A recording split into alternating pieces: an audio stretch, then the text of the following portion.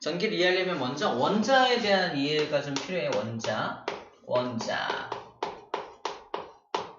자, 원자라는 녀석은 세상에 있는 모든 물질을 구성하는 되게 조그만 입자거든. 입자인데 이 녀석은 가운데 원자 핵이라는 녀석이 있고 그 옆에 주변에 전자라는 녀석이 이렇게 돌고 있는 모습입니다.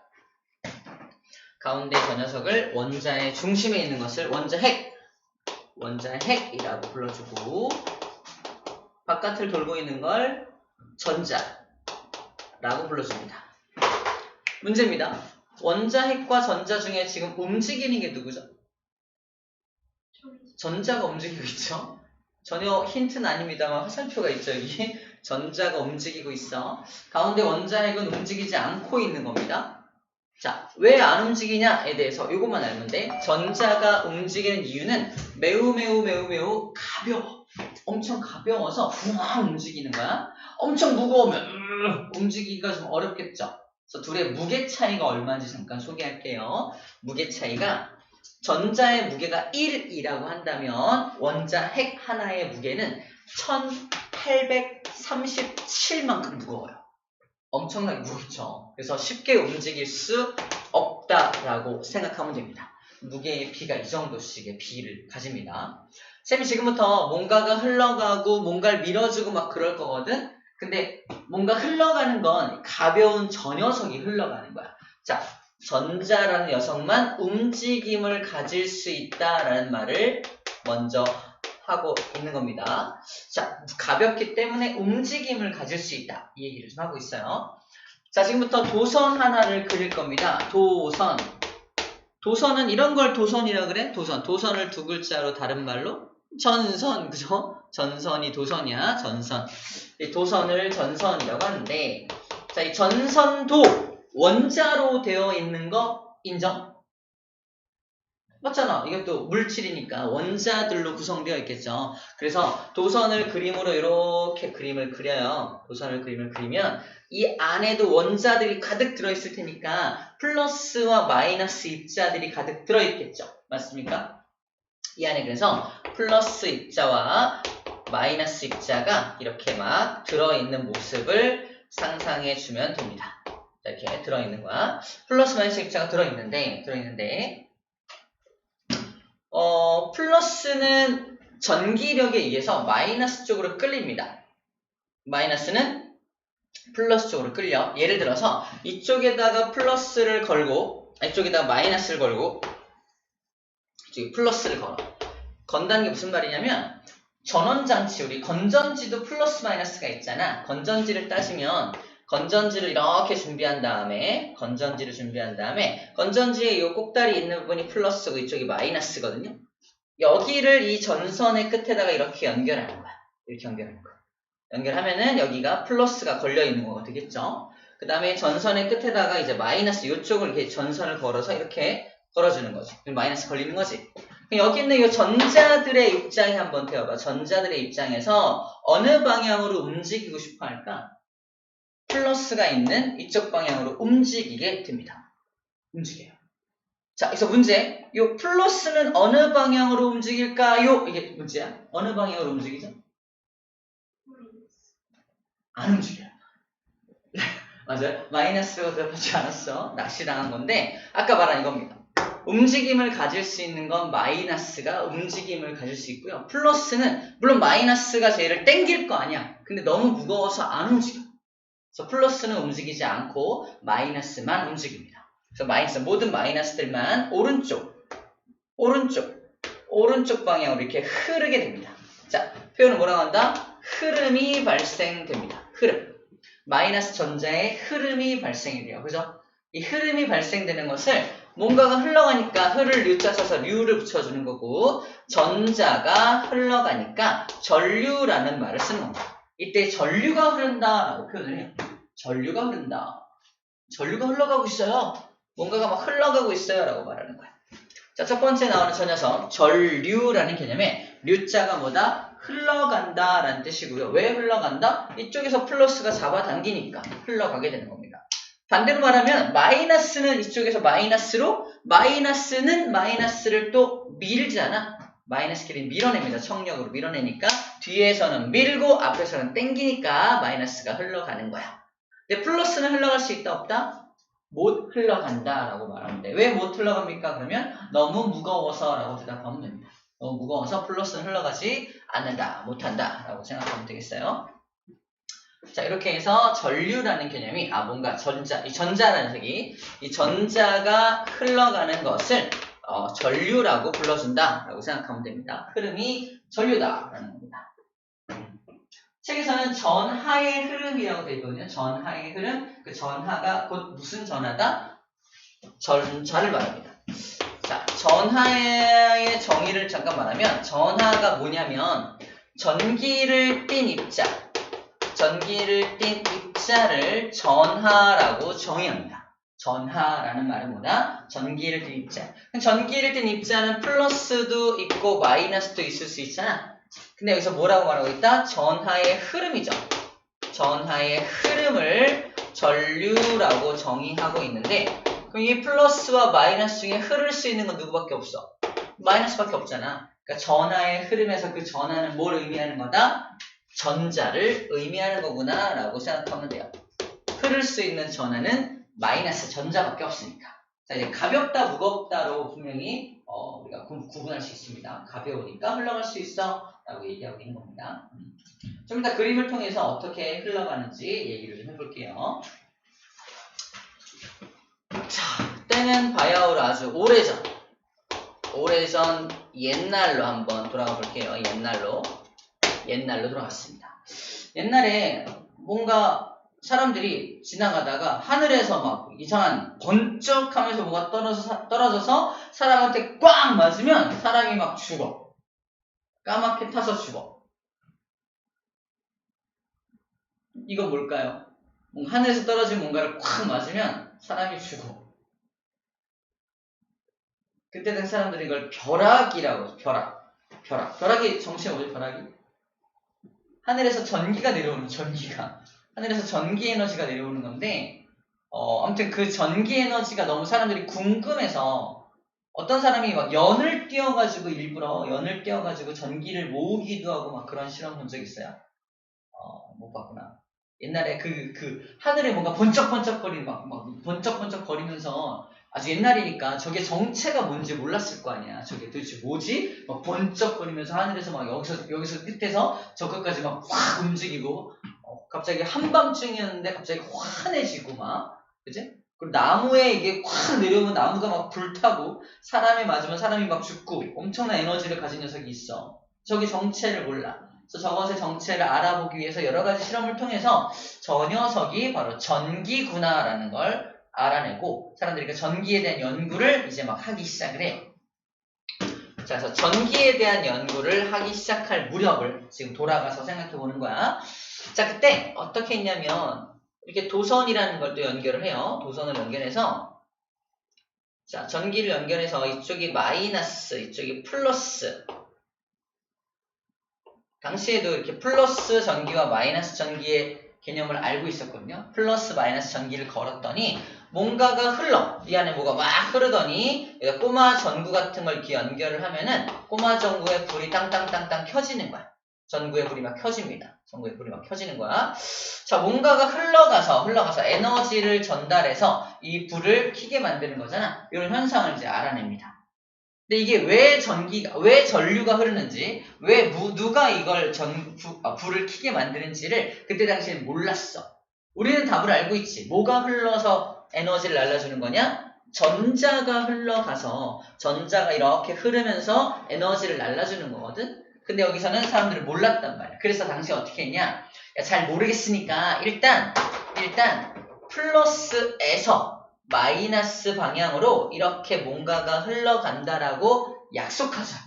그래서 이것을 뭔가가 흘러가니까 이걸 전류라고 하자. 그래서 전류가 플러스에서 마이너스로 흐른다고 약속하자 한 거야. 약속하자. 잘 모르니까 플러스에서 마이너스 흐른다고 약속한 거야. 이게 약속이 제대로 된 약속인가요? 지금 우리 관점에서 봤을 때 봐봐. 전자는 어디서 어디로 흘러요? 마이너스에서 플러스 방향으로 흐르는 게 전자잖아. 전자. 그 전자의 흐름이 전류잖아요. 우리는 알고 있어. 근데 옛날에는 전자의 존재를 아직 몰랐을 때야. 전자가 뭔지도 몰랐을 때 이미 전기가 흐르는 건 알고 있었거든. 그 전기가 흐르는 현상에 대해서 이게 왜 그런지 모르니까 그냥 일단 약속한 거야. 플러스에서 마이너스로 전류라는 게 흐른다고 일단 약속하자 한 겁니다. 근데 나중에 이 다음에 시간이 오래오래 지나고 나서 시간이 오랫동안 흐르고 나서 이제 그 녀석, 그 전기의 정체가 전자라는 사실을 알아낸 거지. 그럼 전자는 어디서 어디로 흘러요? 마이너스에서 플러스 방향으로 전자가 움직일 거 아니야? 전자, 안녕 전자? 전자는 마이너스에서 플러스 방향으로 움직이죠. 그럼 옛날에 약속한 게 잘못된 거야? 잘된 거야? 잘못된 거죠. 그럼 어떻게 해야 돼? 바꿔야 될 거 아니야? 근데 아직도 안 바꿨어. 이게 바꾸면 뭔가가 문제가 생기나 봐요. 이 약속을 한 다음에 이 약속을 전제로 굉장히 많은 전기적 법칙들을 만들었나 봐. 그래서 이거로 바꾸면 그 모든 게 다 무너지나 봐요. 그래서 아직까지도 안 바꿨어. 좀 잘못된 거잖아, 그치? 근데 우리한테 더 큰 숙제를 줘요. 어떤 숙제를 준다? 야, 미안한데 나도 알고 있긴 하거든. 이게 전류가 전자의 흐름이라는 건 알고 있긴 하지만 옛날에 약속한 건 그냥 약속한 대로 그냥 같이 외워줘. 전류는 플러스에서 마이너스로 흐르고 전자는 마이너스에서 플러스로 흐른다라고 둘 다 기억해줘. 라고 우리한테 숙제를 준 거야.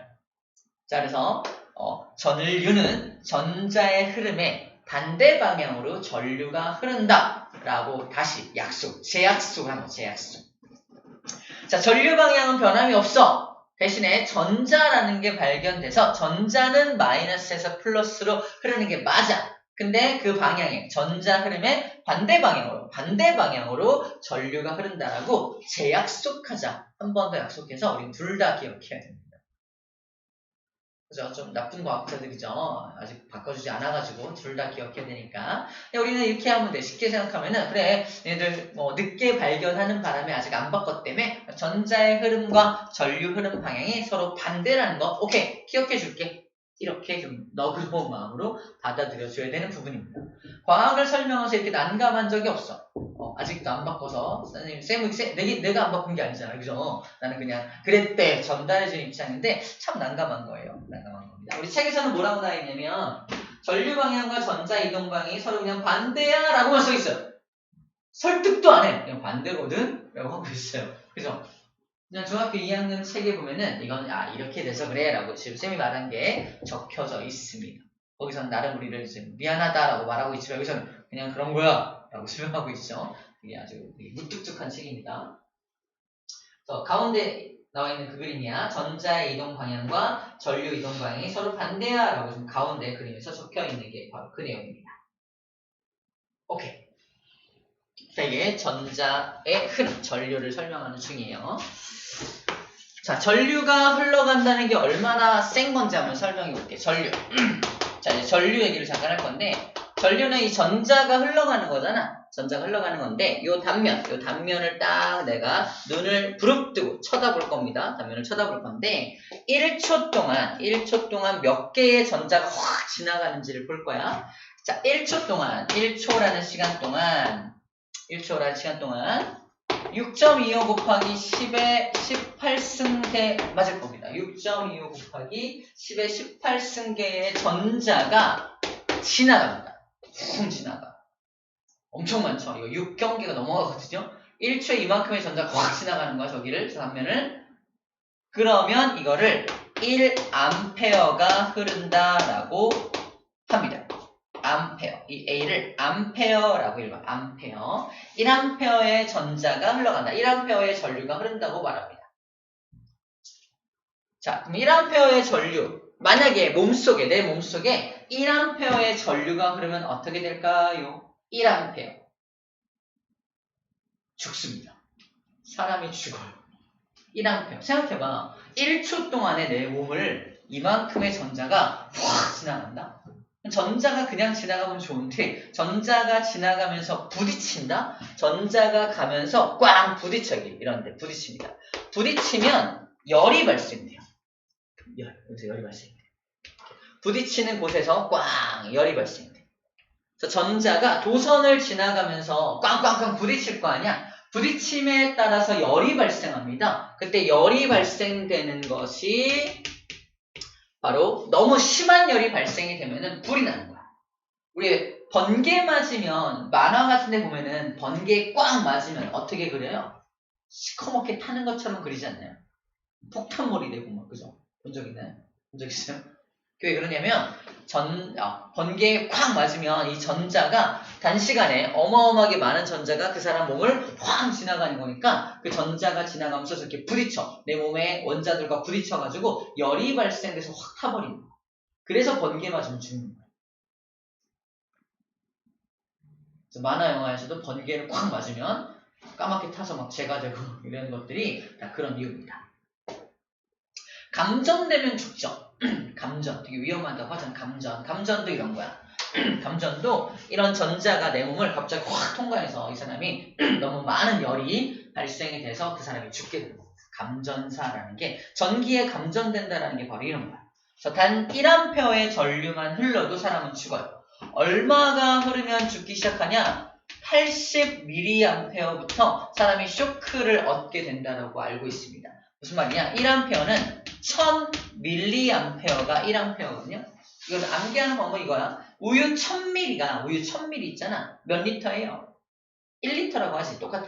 밀리라는 말은 1000을 모으면 1리터. 리터로 바뀌어요. 그래서 밀리암페어를 1000을 모으면 1A로 바뀌는 밀리라는 뜻은 1000을 곱하면 됩니다. 자, 밀리암페어가 1A다. 근데 불과 얼마? 80mA만 흘러도 사람 몸속에 이만큼만 흘러도 사람 몸에 어떤 쇼크가 옵니다. 쇼크. 전류가 되게 위험하다라고 지금 말하는 중이야. 전류가 갑자기 확 흐른다는 건 굉장히 위험한 것이다 라고 말하는 중입니다. 우리 책에 1A는 왼쪽 곁까지 1번 나와 있어요. 1A는 1초 동안 도선의 한 단면을 6.25 곱하기 10의 18승계의 전자가 지나갈 때의 전류의 세기이다라고 적혀있죠. 이 숫자가 되게 좀 어려운데 쌤은 이렇게 해왔습니다. 쌤이 머리가 안 좋음에도 불구하고 이 숫자를 외우고 있는 이유가 이거예요. 6.25 전쟁이죠. 6.25 전쟁. 6.25 전쟁은 다시는 일어나서는 안 되는 전쟁이죠. 막 욕이 나오는 전쟁이잖아. 6.25 전쟁은 이런 전쟁이다. 그래요. 여러분들 순수하니까 내가 말해줄게요. 18 같은 전쟁이다. 그죠? 하지만 이런 전쟁이니까 다시는 일어나면 안 된다라고 외워주면 돼요. 6.25 18로 암기를 할 수 있습니다. 6.25 18.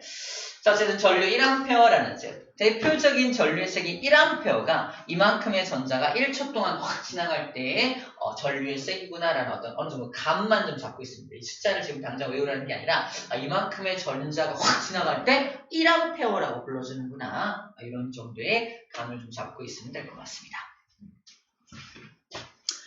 자, 이러면 전류에 대한 설명은 어느 정도 한 것 같아요. 전류.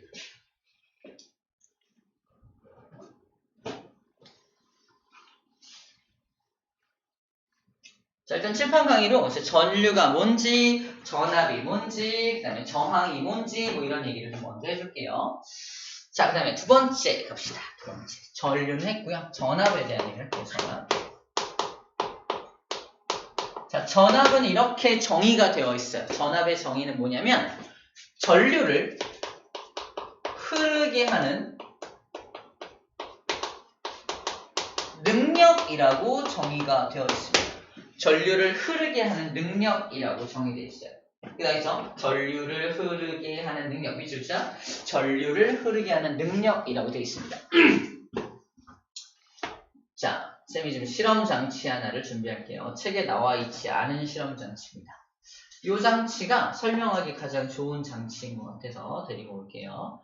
U자 모양의 관입니다. U자 모양의 관이고요. 가운데는 콕으로 이렇게 막혀 있습니다. 왼쪽에다가 물을 이만큼 채워요. 오른쪽에다는 물을 이만큼만 채웁니다. 물을 꽉 채우고 이만큼만 채웁니다. 자, 그럼 A 부분이라고 하고 여기는 B 부분이라고 한다면 자, 콕을 열면 무슨 일이 벌어질까요? 물이 흘러가겠죠. 그쵸? 물이 흘러갈 거 아니야? 물은 그러면 이 콕을 열면 물이 왜 흘러가지? 라고 물어본다면 여기는 물이 많고 여기는 물이 적잖아요 라고 말할 거 아니야. 그치? 자, 물의 높이차. 자, 지금 물의 높이차 때문에 물이 높이차. 물이 높고 물이 낮고 물의 높이차 때문에 물의 흐름이 발생하는 거야. 맞죠? 물의 높이차 때문에 물의 흐름이 발생한다. 자, 좀 정리하면 물의 높이차를 뭐라고 말하냐면 얘는 이만큼이 높이고요. 얘는 이만큼이 높이에요. 이만큼의 물의 높이차를 물 숫자, 위치의 차, 이걸 수위차라고 수위차. 이 수위가 차이가 나기 때문에 물이 흐르는 거지. 수위차가 뭘 발생시킨다? 물의 흐름을 발생을 시킵니다. 맞죠? 이 수위차를 두 글자로 줄인 게 뭐냐면 바로 수압이에요. 수위차가 있다는 건 수압이 발생되는 거야. 수압이 발생돼서 물이 흘러가는 겁니다. 자, 이제 이 그림을 살짝 바꿔서 어떻게 바꿀 거냐면 건전지 그림으로 바꿀 건전지. 건전지의 이 뭉툭한 쪽이 마이너스인 거 알고 있나요? 볼록 튀어나온 쪽이 플러스입니다. 이게 무슨 소리냐면 마이너스가 여기에 굉장히 많이 전자가 모여있기 때문에 왼쪽이 마이너스인 거고 오른쪽은 전자가 없는 건 아니야. 근데 전자가 플러스에 비해서 적게 들어있어서 이쪽은 플러스 극이 되는 겁니다. 그럼 전자가 이쪽 왼쪽에 많이 모여있고 오른쪽에는 적게 모여있는데 전자가 많이 모여있는 쪽에서 적게 모여있는 쪽으로 가고 싶어 합니다. 근데 막혀있어 이 안에. 이 상태랑 똑같은 거야. 다시 말해서 정리합니다. 이거는 물이 차있는 건데 이렇게 개념을 바꿔. 왼쪽에 전자가 겁나 많이 차있어. 겁나 많아. 전자가 엄청 많은 거고 이쪽은 전자가 몇 개 없는 상황입니다. 맞아요? 전자가 굉장히 많아서 마이너스 극이고 이쪽은 전자가 몇 개 없어서 플러스 극이라고 상대적으로 플러스 극이 되는 거야. 그럼 여기 콕을 딱 열면 어떻게 되겠어? 왼쪽에서 오른쪽으로 전자가 우르르 흘러갈 거 아니야. 이 전자의 흐름이 아까 뭐였어? 전류였죠? 전류. 전류를 흐르게 하는 건 뭐 때문이야? 여긴 전자가 많이 차있고 여긴 전자가 적게 차있기 때문이잖아. 자, 이 전자의 높이 차이가 뭐가 된다? 얘는 전자의 위치가 차이 나는 거니까 전위차 때문이다 라고 말합니다. 수위차랑 같은 말이야. 수위차랑 전위차랑 같은 말입니다. 근데 수위차를 수압이라고 불렀다면 전위차는 뭐라고 부르면 되겠어? 전압이겠네요. 바로 요 전위차가 전압입니다. 전압. 이 전압 때문에 전류가 흐르는 거야. 이해돼요? 전압은 그래서 한쪽에 전자가 가득 차 있고 전자가 이쪽은 많이 안 차 있을 때 전압이 생겨 있다. 전압이 발생되어 있다라고 불러주는 거야. 그 전압 때문에 전류가 훅 흐르는 거지. 그래서 이 건전지가 바로 그 전압을 만들어주는 장치입니다. 건전지가 그래서 자기가 갖고 있는 화학 에너지를 이용해서 이쪽에 마이너스를 가득 담아놓고 이쪽은 마이너스를 별로 안 담아놔서 전위차, 이 전압을 계속 만들어 놓고 있는 게 건전지야. 우리가 알고 있는 AA나 AAA 건전지는 1.5V라는 전압을 가지고 있는 건전지입니다. 근데 건전지를 오래 쓸 수 있나요? 언젠간 다 닳아버리죠. 뭔 소리야? 다 닳아버린다는 건 이 마이너스가 다 이쪽으로 이동을 해서 왼쪽과 오른쪽의 전자의 개수가 완전 같아지는 거야. 더 이상 뭐가 생기지 않아? 전위차가 생기지 않으니까 전압도 사라지는 겁니다. 전압이 사라지면 더 이상 전류를 흐르게 할 수 있어? 없어? 못 흐르게 하겠죠. 그때 우리 뭐라고 말한다? 아, 건전지 다 썼네. 그죠? 새거 사와! 그래서 건전지 다 썼네 라고 말하는 거야. 이 전위차가 점점 사라져버리면 건전지도 수명을 다하게 되는 겁니다. 자, 이게 전압을 설명하는 가장 좋은 그림인 것 같아요. 전압을 설명하는 가장 좋은 그림인 것 같습니다. 그래서 이 그림을 좀 기억해주면 좋을 것 같아요. 그래서 이 수위차, 물의 높이차, 물이 흐르는 현상과 전자가 흘러가는 현상을 좀 같이 매치해서 기억을 하면은 굉장히 쉽게 전압에 대한 이해를 할 수가 있습니다. 아, 이게 전압이구나. 그래서 전류를 흐르게 하는 능력을 전압이라고 하는구나. 그 다음에 전압의 단위로 뭘 사용한다? 볼트를 사용한다. 볼트. 볼트. 아까 전류는 단위가 뭐였어요? 암페어나 밀리암페어라는 게 단위를 썼잖아. 그래서 전류의 단위는 암페어나 밀리암페어 내에 전압의 단위는 볼트를 사용하는구나 라는 것도 소개를 좀 하고 있습니다.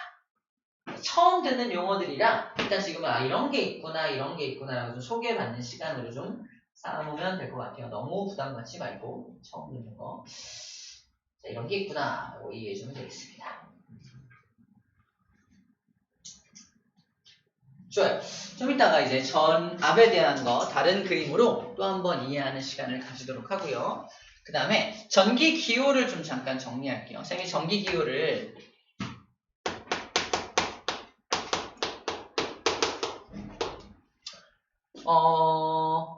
전기 기호를 회로가 그림 하나 볼까요? 잠깐만요.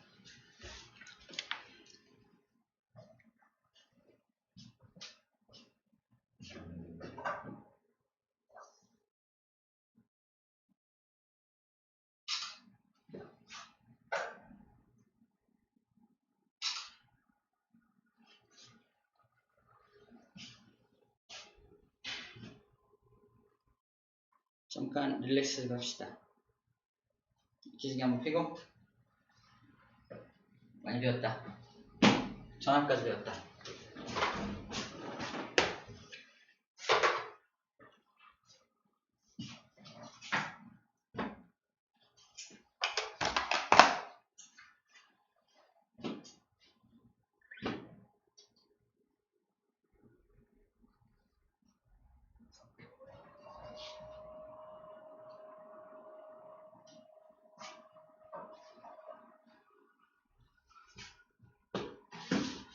자, 회로 하나를 보여줄게요. 회로 하나를 보여줄 건데 나와 빨리 나와.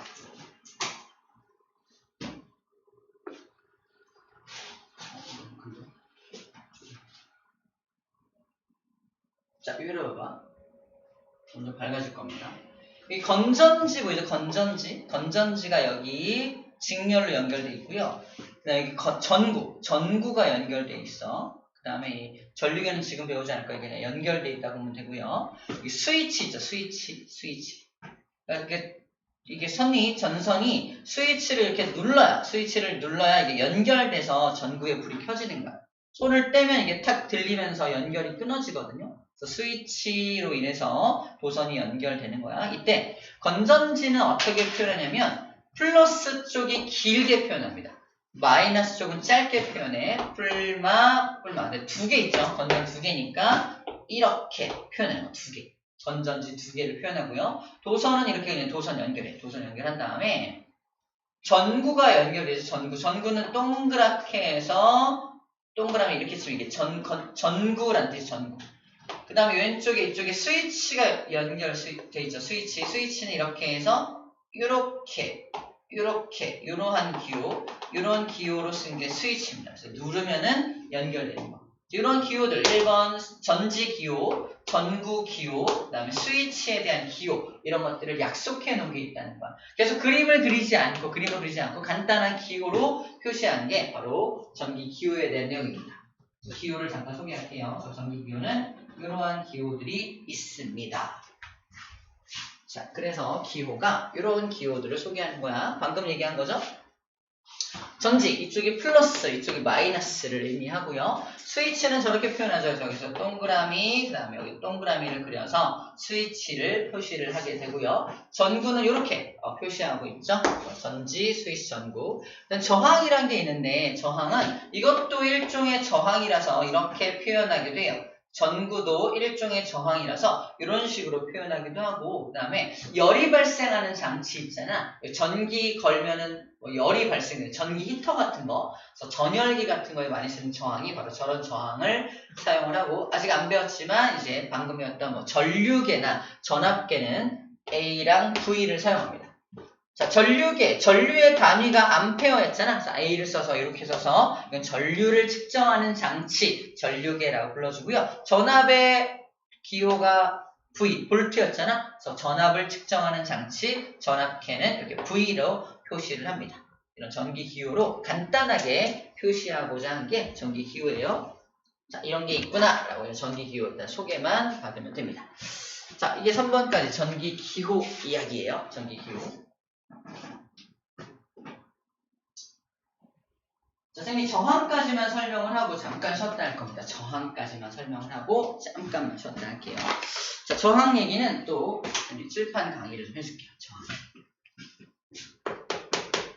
자, 우리 전류, 전압, 저항 이 세 가지를 제대로 이해하면 전기가 쉬워집니다. 이미 전류가 뭔지, 그 다음에 전압이 왜 생기는지 소개받은 거고, 이제 저항이 뭔지만 잘 이해해주면 돼요. 저항. 쌤이 아까 잠깐 얘기한 적이 있는데, 도선에서 전자가 흘러가다가 플러스 같은 것에 꽝 부딪히면 뭐가 발생된다? 열이 발생된다라고 했었죠. 이 부딪히는 현상이 바로 저항이야. 전자가 가다가 꽝 부딪히는 게 저항입니다. 어떤 도선, A라는 도선은 저항이 엄청 커. 막 엄청 많이 막 못 가! 이러는 거죠. 저항이 엄청 큰 도선이 있는 반면에 또 어떤 도선 같은 경우는 저항이 작은 도선도 있어요. 저항이 큰 도선도 있지만 저항이 작은 도선도 있다. 저항이 크면 이 전자가 잘 갈 수 있어, 없어? 잘 못 가겠지. 그래서 저항이 큰 녀석은 그래서 전기가 잘 통하지 않는 물질이 저항이 큰 물질이야. 플라스틱 전기 통하나요? 안 통하나요? 안 통하거든. 저항이 엄청 커서 전자가 못 지나가는 거야. 그런데 저항이 엄청 작은 거, 이 도선, 이건 구리로 만들어서 이 안에 구리가 들어있거든. 구리선 같은 경우는 저항이 좀 작아서 전자가 쉽게 왔다 갔다 할 수 있는 거야. 저항이 작은 도선. 그래서 물질마다 저항이 같다 다르다? 다 달라요. 물질마다 이 전자가 지나가는 걸 많이 막는 물질도 있지만 쉽게 가는 물질도 있습니다. 자, 지금부터 설명하는 저항은 동일한 물질일 때 동일한 물질 하나 가정해볼게. 그냥 구리선이라는 동일한 물질일 때 그 안에서 이제 저항을 결정하는 요소를 공부할 건데, 첫 번째 그러면 졸라맨으로 설명을 해줄게요. 여기 답시다. 졸라맨. 안녕 졸라맨. 오랜만이야? 너도 오랜만이야? 너 여기 좀 통과해줘. 뭔데 또? 이렇게 생긴 도선이 있어. 여기 좀 통과해줄래? 아 진짜 짜증나. 졸라맨이 왜 짜증나냐면 졸라맨이 뭐를 쓰고 있죠? 마이너스 1을 쓰고 있죠. 졸라맨이 전자고요. 전자한테 이렇게 커다란 원통 모양의 이 도선을 통과하라고 합니다. 좋아할까요? 싫어할까요? 싫어합니다. 아, 부딪히잖아 가면서 통과. 근데 금방 끝나죠. 금방 끝납니다. 그때 야, 저항이 얼마나 느껴졌어? 아, 이 저항이 R이야. 저항은 기호로 R이라고 쓰거든요. 자, 일단 저항 R이 느껴졌다고 한번 가정해볼게. 얘가 통과하면서 저항 R을 느꼈다라고 가정해볼게요. 자, 졸라맨한테 자, A라는 실험이 끝났습니다. 졸라맨 하나만 더 해줘. 또 뭔데? 너 아까 힘들었지? 힘들었지? 짜증나 죽는 줄 알았어. 한 번만 더 해줘. 뭔데 또? 메롱.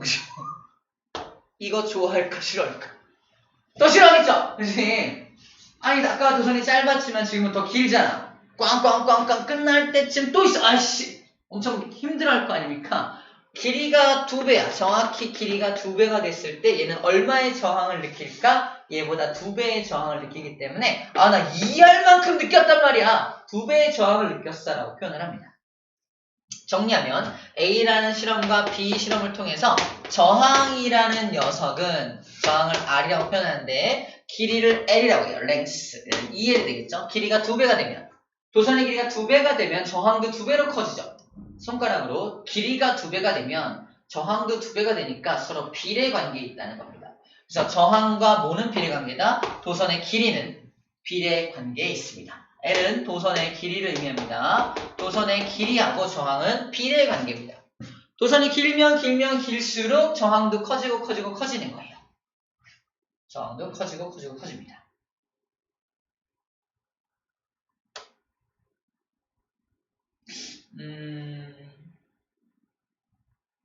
여러분들은 아직 뭐 경험해 본 적이 많이 없을 것 같아서 예를 들기 좀 어렵네요.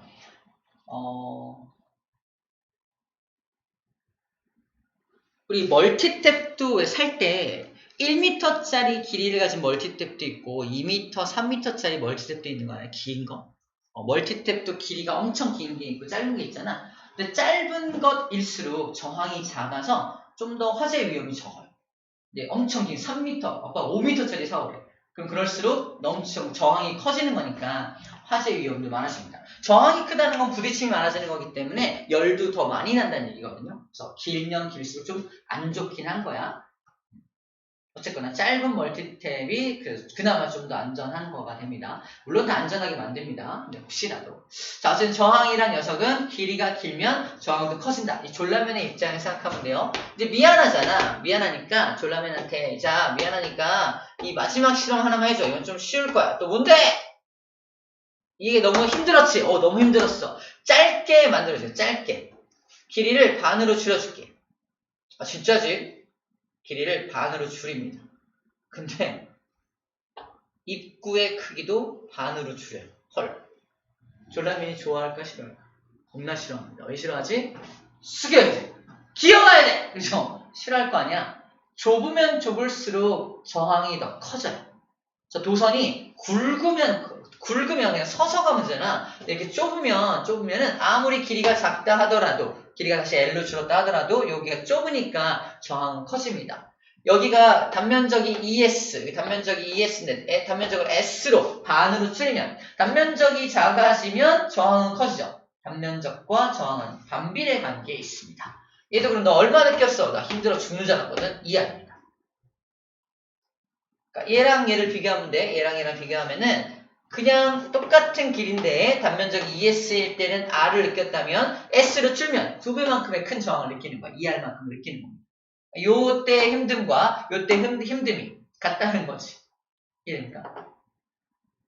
정리하면 저항은 뭐에는 반비례한다? 단면적에는 반비례한다. 단면적이라고 해요. 단면적. 자, 도선의 단면적에는 반비례한다. 정리하면 저항이란 녀석은 단면적에 반비례하고 길이에 비례하는 이러한 관계를 갖게 됩니다. 이게 도선의 저항이야. 최악은 뭐야? 최악은 얇고 긴 거, 그죠? 최악은 얇고 긴 게 최악이겠죠. 얇고 길게 되면은 저항은 엄청 커지게 됩니다.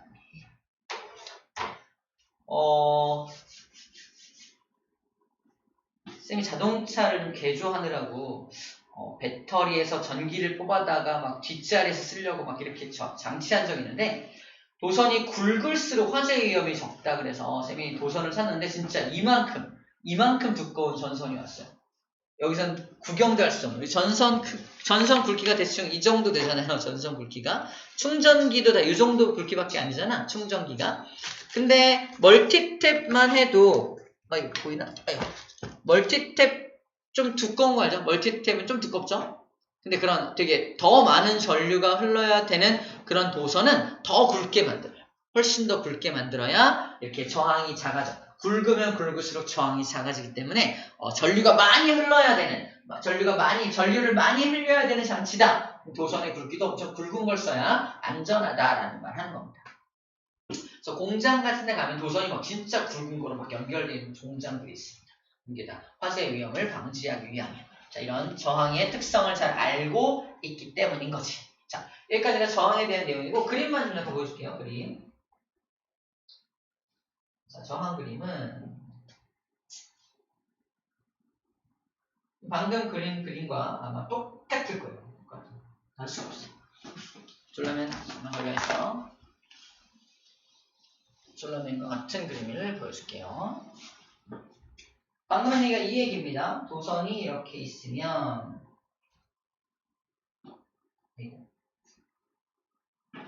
그림 이거죠. 일단 저항이 생기는 원인부터 봐. 저항이 생기는 원인은 자 전자가 도선을 지나갈 때 부딪히고 있죠. 꽝 부딪히고 있죠. 전류가 흐를 때 도선 내부에서 이동하는 원자 핵과 전자들이 충돌한다. 원자 핵과 전자가 막 충돌하기 때문에 전기 저항이 생긴다라고 되어 있습니다. 그래서 여기 나와 있듯이 전기 저항에 영향을 주는 요인입니다. 전기 저항에 영향을 주는 요인. 그래서 여기는 기호로 쓰지 않고 있는데 여기 써놓으세요. 기호를 쓰지 않고 있지만 여기 써놓으세요. 써놓은 사람도 있겠지만 도선의 길이가 길수록 전기 저항이 크다라고 써있죠? 도선의 길이하고는 비례관계다라고 써놓으면 되고요. 도선의 굵기가 굵을수록 저항이 작다니까 저항과 굵기는 반비례라는 뜻이에요. 그래서 저항은 도선의 굵기 단면적의 반비례다 이렇게 써놓으면 될 것 같습니다. 여기는 그냥 졸라맨으로 설명하지 않고 그냥 전기저항은 1에 그냥 텍스트 두 줄로 그냥 설명하고 있죠. 설명이라기보다 통보하고 있죠. 여러분들의 암기법으로 쌤이 지금 방금 그려준 졸라맨 그림으로 이해를 먼저 하고서 암기를 해주면 저항에 대한 이해를 잘 할 수가 있습니다. 저항은 단위를 뭘 사용하냐? 옴이라는 단위를 사용합니다. 옴. 그래서 아까 A라는 졸라맨이 도선을 통과할 때 저항이 R이었죠? 근데 얘가 만약에 저항을 숫자로 표현하면 너 얼마의 저항을 느꼈어? 나 25옴만큼의 저항을 느꼈어. 오옴이라는 단위를 사용합니다. 옴은 사람의 이름인데 저항을 연구한 사람이라고 생각하면 돼요. 그래서 오옴이라는 기호를 사용합니다. 도선의 길이가 2배만큼 길어지게 되면은 저항도 2배가 되니까 몇 옴이 된다? 45옴이다 라고 표현을 하는 겁니다. 45옴이다. 이런 식으로 옴이라는 단위를 사용해서 합니다. 정리하면 전류는 단위로 암페어라는 단위를 사용을 하고요. 전압은 단위로 볼트라는 단위를 사용을 하고요. 저항은 단위로 옴이라는 단위를 사용합니다. 옴이라는 단위가 되게 좀 무슨 오메가인가? 아무튼 이런 그 기호를 써요. 자, 어려운 전기에 대한 좀 설명을 좀 해봤습니다. 잠깐만 쉬었다가 나머지 거 좀 정리해 볼게요. 잠깐 쉬었다 합시다.